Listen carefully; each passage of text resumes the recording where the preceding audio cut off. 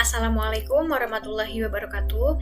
Izin memperkenalkan diri, nama saya Hafifah Astuti Sugiharti, NPM 191063103015, kelas 6A, mata kuliah agama. Di sini saya akan mengulas kembali materi-materi yang sebelumnya sudah pernah dijelaskan. Materi yang akan saya bahas terdiri dari 7 materi. Langsung saja ke materi yang pertama, ruang lingkup akidah Islam. Secara bahasa, akidah berasal dari kata aqada yaqidu aqdan yang berarti ikatan perjanjian, sangkutan, dan kokoh. Sedangkan menurut istilah, ialah dasar-dasar pokok kepercayaan atau keyakinan hati seorang muslim yang bersumber ajaran Islam yang wajib dipegang oleh setiap muslim sebagai sumber keyakinan yang meningkat. Terdapat 4 ruang lingkup akidah. Yang pertama, ilahiyat, yaitu pembahasan tentang segala sesuatu yang berhubungan dengan Allah Subhanahu wa Ta'ala. Yang kedua, nubuwat, yaitu pembahasan tentang segala sesuatu yang berhubungan dengan Nabi dan Rasul. Yang ketiga, ada ruhaniyat, yaitu pembahasan tentang segala sesuatu yang bisa diketahui atau berhubungan dengan alam metafisik, seperti malaikat, jin, iblis, syaitan, roh, dan lainnya. Yang terakhir, sam'iyat, yaitu pembahasan tentang segala sesuatu yang bisa diketahui lewat dalil nakli berupa Al-Quran dan Sunnah, seperti alam barzah, akhirat, azab kubur, tanda-tanda kiamat, dan surga neraka. Fungsi akidah dalam Islam terdiri dari 4. Yang pertama, akidah Islam merupakan landasan seluruh ajaran Islam. Ada beberapa yang dibangun ajaran Islam di atas keyakinan dasarnya, karena tanpa keyakinan dasar, pengalaman ajaran agama tidak akan memiliki makna apa-apa. Yang kedua, membentuk kesolehan pada seseorang. Hal ini justru digunakan sebagai modal awal untuk mencapai kebahagiaan di akhirat, karena dengan adanya keyakinan terhadap kehidupan lain di kemudian hari, maka setiap orang mempertanggungjawabkan perbuatannya di dunia. Yang ketiga, menyelamatkan seseorang dari keyakinan-keyakinan yang menyimpang. Yang keempat, menetapkan seseorang sebagai muslim atau non-muslim.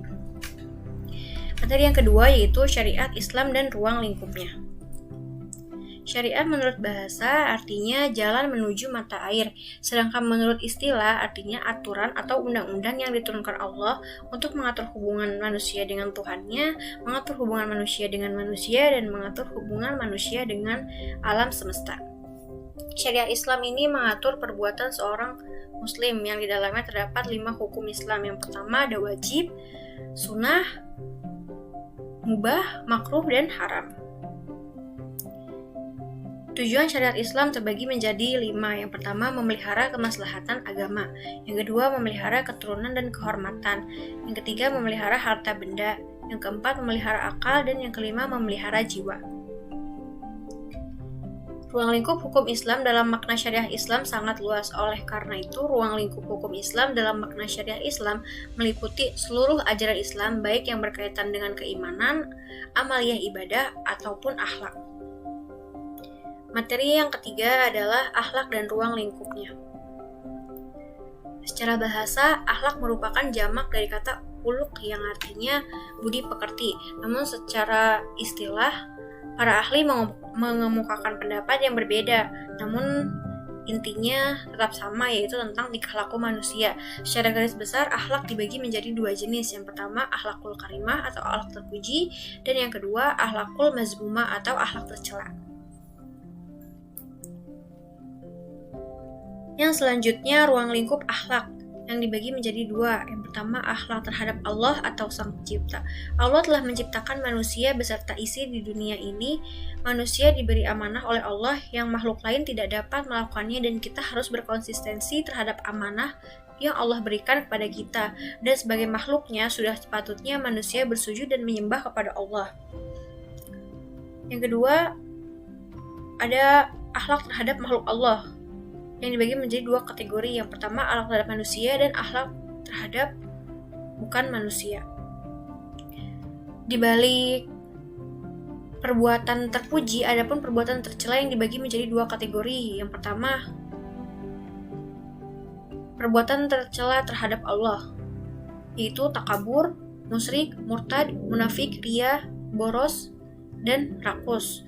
Dan yang kedua yaitu perbuatan tercela terhadap manusia, seperti mudah marah, iri hati, atau dengki, mengadu domba, mengumpat, sikap kikir, dan berbuat aniaya.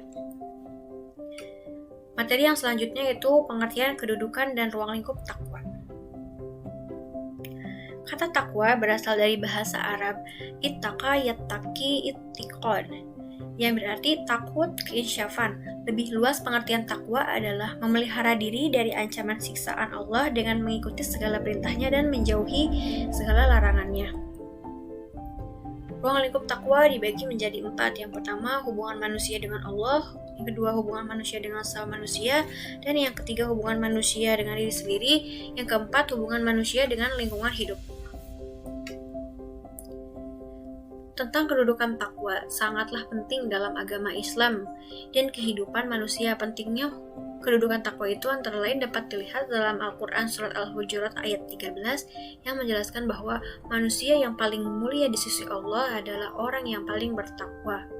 Dalam surat lain, Surat An-Nisa ayat 1 menjelaskan bahwa takwa dipergunakan sebagai dasar persamaan hak antara pria dan wanita dalam keluarga karena pria dan wanita diciptakan dari jenis yang sama.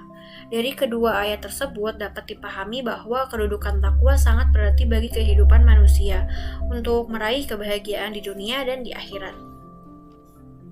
Materi yang kelima adalah Islam dan ilmu pengetahuan.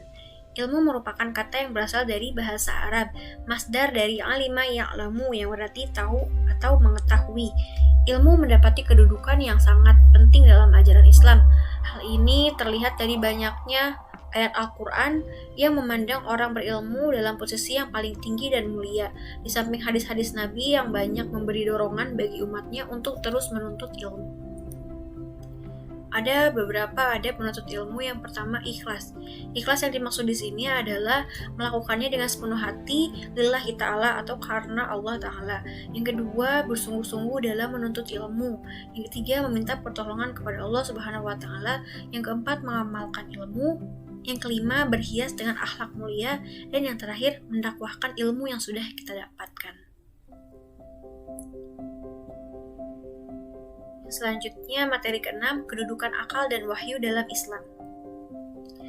Kata akal sudah menjadi kata Indonesia, berasal dari kata Arab al-aql yang artinya dalam bentuk kata benda. Hakikat dari akal adalah sebagai mesin penggerak dalam tubuh yang mengatur dalam berbagai hal yang akan dilakukan setiap manusia yang akan meninjau baik, buruk, dan akibat dari hal yang akan dikerjakan tersebut.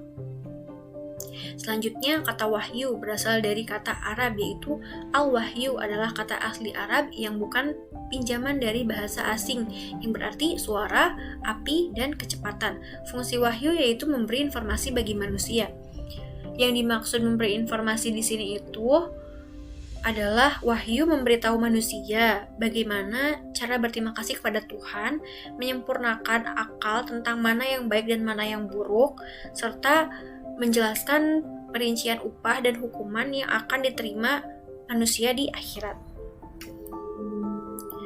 Dalam Islam, akal memiliki potensi yang sangat mulia. Meski demikian, bukan berarti akal diberi kebebasan tanpa batas dalam memahami agama. Islam memiliki aturan untuk menempatkan akal sebagaimana mestinya. Bagaimanapun, akal yang sehat akan selalu cocok dengan syariat Islam dalam permasalahan apapun. Dan wahyu baik berupa Al-Quran dan hadis bersumber dari Allah Subhanahu wa Ta'ala. Pribadi Nabi Muhammad SAW yang menyampaikan wahyu ini memainkan peranan yang sangat penting dalam turunnya wahyu. Wahyu merupakan perintah yang berlaku umum atas seluruh umat manusia tanpa mengenal ruang dan waktu, baik itu perintah itu disampaikan dalam bentuk umum ataupun khusus. Apa yang dibawa oleh wahyu tidak ada yang bertentangan dengan akal, justru ia sejalan dengan prinsip-prinsip akal, dan akal adalah jalan untuk memperoleh iman sejati. Iman tidaklah sempurna kalau tidak didasarkan akal. Iman harus berdasarkan pada keyakinan, bukan pada pendapat, dan akallah yang menjadi sumber keyakinan pada Tuhan. Materi yang ketujuh atau materi yang terakhir yaitu kewajiban menuntut ilmu. Menuntut ilmu adalah suatu usaha yang dilakukan oleh seseorang untuk mengubah tingkah laku dan perilaku yang ke arah yang lebih baik. Karena pada dasarnya ilmu menunjukkan jalan menuju kebenaran. Rasulullah SAW bersabda, "Pelajarilah ilmu karena mempelajarinya membuatmu takut kepada Allah. Mencarinya adalah ibadah, mengingatnya adalah tasbih, dan mengkajinya adalah jihad. Mengajarkan kepada orang yang tidak mengetahui adalah sedekah." Hadis riwayat Ibnu Abdul Bar. Islam sebagai agama yang sempurna memandang bahwa menuntut ilmu adalah sebagai keharusan bagi umatnya. Ilmu adalah kunci segala kebaikan. Dalam Islam, menuntut ilmu merupakan perintah sekaligus kewajiban. Sebagaimana dalam hadis, "Muslimin kulli ala faridatul ilmi thalabu." Menuntut ilmu itu wajib atas setiap muslim. Hadis riwayat Ibnu Majah nomor 224 dari sahabat Anas bin Malik radhiyallahu anhu, disahihkan Al-Albani dalam Sahih Al-Jami' Shogir nomor 3913. Selanjutnya, Imam Al-Ghazali mengklasifikasi ilmu pengetahuan berdasarkan 3 kriteria. Yang pertama, menurut tingkat kewajibannya. Dibagi menjadi 2, yaitu ilmu pengetahuan fardu ain.